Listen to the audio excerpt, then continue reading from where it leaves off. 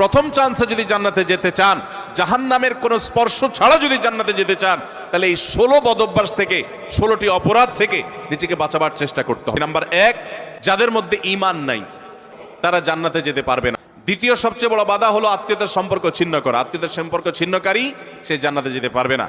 তৃতীয় বড় বাধা হলো যারা চগলখড়ি বদঅভ্যাস আছে, এই রোগটা। চতুর্থ, প্রতিবেশীকে কষ্ট দেওয়ার রোগ যাদের আছে। 5 নম্বর হলো অহংকার। 6 নম্বর হলো প্রতারণা করা, মানুষের সাথে মানুষকে ধোঁকা দেওয়া। 7 নম্বর হলো দান করার পর খোঁটা দেওয়া। 8 নম্বর হলো কৃপণতা। 9 নম্বর হলো ঘুষ দেওয়া নেওয়া।